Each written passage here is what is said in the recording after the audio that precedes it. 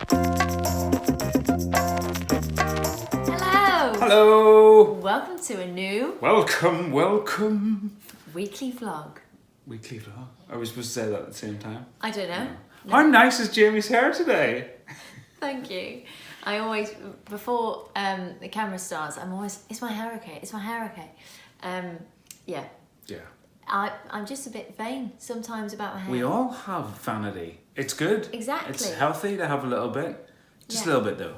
It's vanity, isn't it? Not Yeah. vain. Because I also, if I smile, I've also got a vein. But we all have veins. It's what gives blood around our bodies. Luckily so we do. Okay. Luckily we do. Anyway, off topic. We're talking about travelling. Travelling. And we're not talking about travelling the world, No. which would be great as well, Yeah. but just your daily travel. Daily commute.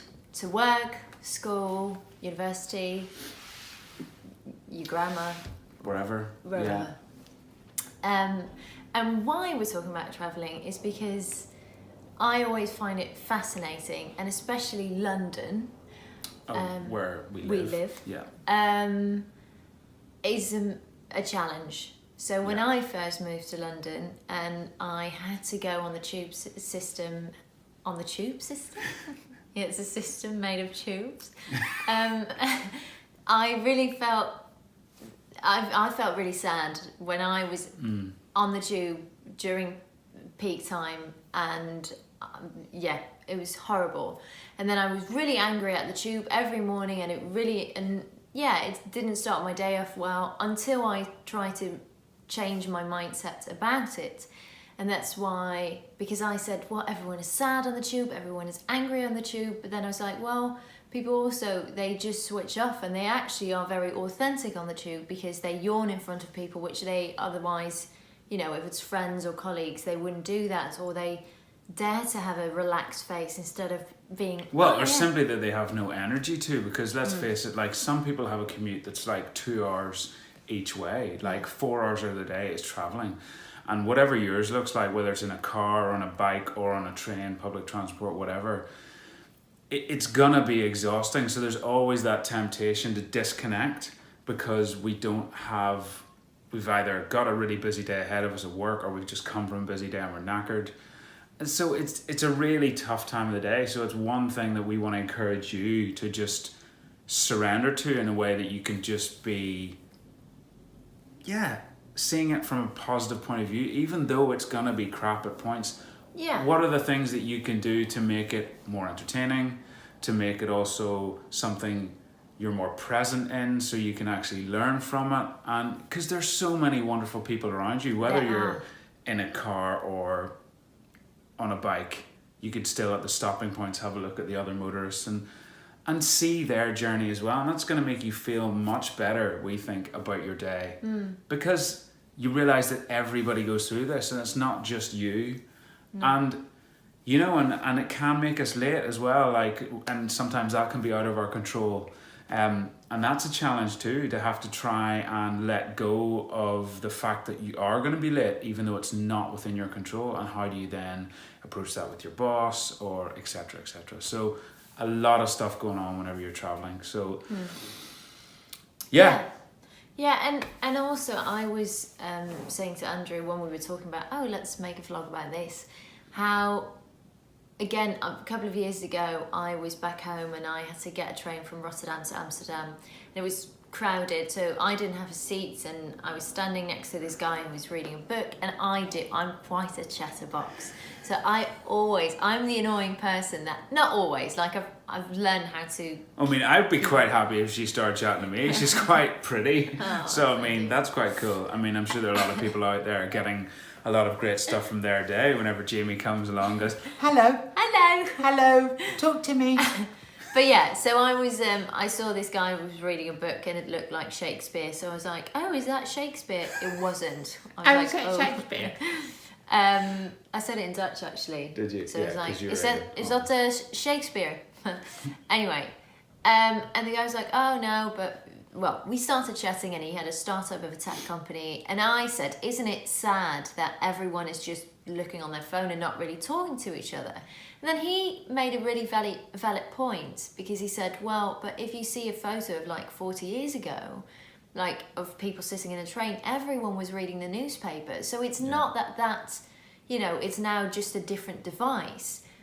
But it doesn't mean that sometimes you can have really lovely connections with people, even if and it doesn't mean talking, but even like Andrew said, when you're on the tube and you just, for me, sometimes I've got my music in and I'm just observing and looking at people, and sometimes I see someone who looks really sad, and then I'm like, I feel for it's also the empathic and feeling connected to that person's emotions, and like, oh well, I hope and you never know anyone's story. And look, we're not asking you to just constantly be like, like this. That's ridiculous. You can't do that, especially if you're on a bike or in a car. Like, no, not good. But what we are gonna encourage you to do is just take a little bit of time out of that time you're traveling to do that, to be present. Because I mean, even myself, I find it hilarious. I mean, I'm looking for comedy in most situations in life, but on the tube, I mean, it's just hilarious. It's bonkers. Like, there's some people on there. Like, one time I got on and there's this like really pretty woman. I think, not necessarily my cup of tea, but she had like the lips and the makeup and the hair, and she was literally like having a selfie competition with herself, like. And I was like, this is hilarious. Is nobody else seeing this? Like, it's just me. And I was the only one that was really looking up. But and that was really entertaining, And also for her, like, probably if she's out on the street, but there wasn't shame from her side of things. She just wanted to take selfies, which again is also fine. Which is fine. Because it's just funny, I've done a selfie on the tube to you or to my friends. Yeah, but this she was having a competition with herself. It wasn't like just one selfie. But then I feel ashamed, so because my selfies aren't like, it's like, and so like Muppet face. Yeah, and then you do that, and you're like, and then you do look around like, has anyone seen that? But even that, and someone else seeing you doing something like that brings connection. Yeah.